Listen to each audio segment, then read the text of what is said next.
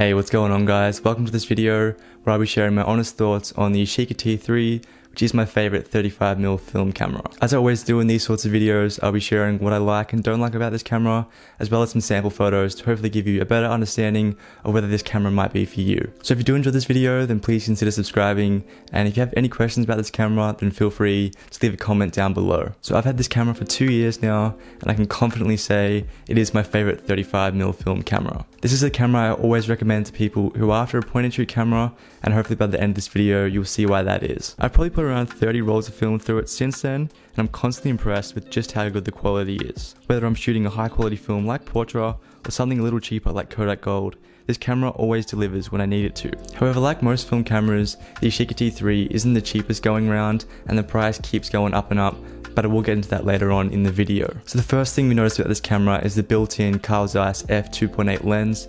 So if you aren't familiar with Carl Zeiss, they're one of the oldest lens manufacturers out there, and the quality is some of the best. They make lenses for Leica, Sony, and Contax, for example, so to have this system in a film camera is one thing, but to have it in a point and shoot camera is pretty impressive. What's great about having a lens that goes down to 2.8 is it has the ability to let a lot more light in due to having such a high aperture. Some of the other point and shoot cameras that I've shot with only go down to 5.6 and occasionally 3.5, so to have a 2.8 system in this camera is a major advantage, especially in low light conditions. It is also worth noting that out of the other cameras in the Yashica T lineup, the T3 is the only one that goes down to 2.8. Even the newer models like the Yashica T4 and T5 only go down to 3.5, so this might be worth considering if you are thinking about the other models in this lineup. Alongside this insanely fast aperture is a 35mm focal length, which is perfect for everyday shooting. I would say it just about covers all bases in terms of photography styles, making it a very versatile camera. It works as street photography, portrait photography, and also landscape photography, so it really does appeal to a lot of people. However, being a prime 35mm lens, it does have some lens distortion, which I personally like, but that might not be for some people. It is only minor, and maybe you can't tell, but it does exist and it is something to be aware of. Due to being a wide angle lens, it also does suffer from some form of lens vignetting, which does impact your image. I particularly notice this when I'm shooting something that has a sky in the background, causing the corners to darken, and unfortunately there's no way to fix this in camera, but there are some great tools in post-production if this really bothers you. So being a point and shoot camera, it is fully automatic, making it super user-friendly and easy to use. You don't have to worry about any of the exposure settings, which is great if you don't really care about the technical side of photography, or maybe you're more of a beginner and you just want to focus on composition rather than all the other stuff. Then again, keep in mind that most point and shoot cameras are like this, so it's not specific to the T3, but it is still worth mentioning. It's also very useful, especially when you're out and about and something super spontaneous pops up. You can just pull out your camera and fire away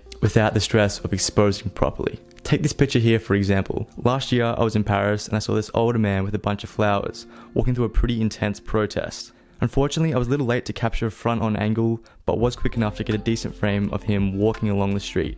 Now, if I had to use some of my other film cameras, I would have missed the shot entirely, as I would have had to focus and get the right exposure and so on. So having a camera that can do this on command is a major advantage for capturing those spur-of-the-moment type scenarios. In contrast to that, however, if you are after something a little more manual, then this camera and all other point and shoot cameras probably won't be for you, and I would suggest some other alternatives. A Canon A1 or Pentax K1000 might be a great starting point, as there are also 35mm film cameras for a similar price and provide similar if not better results. So with a fully automatic camera, you're always going to have some form of an autofocus system, but on these older cameras they do tend to be a little dodgy. The Yashica T3 however probably has one of the best ones out there due to its super high quality lens. You're able to focus on anything from half a meter to infinity, which is pretty versatile and can be used in most situations, apart from macro photography. Personally, I use manual focus most of the time, so it doesn't really bother me either way, but I know this will appeal to a lot of people. Another great feature that I use all the time is the built-in flash that has a recharge rate of 0.6 seconds, which is insanely quick for such an older camera. Having the option of using flash comes in handy, especially if you're out at a party or out at night and want to capture those low light spontaneous moments. I know most point and shoot cameras have flashes built in too, but it's something that I couldn't skip over as I tend to use flash a lot when I'm shooting 35mm. For me, I really love shooting portraits with flash as it really makes the subject pop out from the background, creating a pretty interesting look. So having this feature was a necessity when I was looking at buying a point and shoot camera. So being a fully automatic camera, there's not a lot to it in terms of major features, but just quickly I'll list some of the minor things which I think are important to know either before buying or once it's in your hands. So it uses a 6-volt lithium battery, which can be found at most camera stores and retailers for around $20. It's supposed to last for 2 years, and I'm yet to change mine, so fingers crossed it lasts a little longer than that. It is also apparently water resistant, so if you take a lot of photos down the beach or near a waterfall, then you shouldn't have to worry about a few drops of water on your camera, but then again, I wouldn't recommend testing it just in case. There's also a tripod socket, which is really handy if you wanted to do some self-portraits. I recently made a video discussing self-portraiture, so I will leave a link on screen if you want to check that one out. So it weighs just under 400 grams, meaning it's nice and compact. It is slightly bigger than some of the other point-and-shoot cameras out there, but it can easily fit in your pocket or any small bag, which is great for traveling and moving around. And finally, the only downside, apart from the lens vignetting, is the overall look of this camera. It does resemble a brick in some form,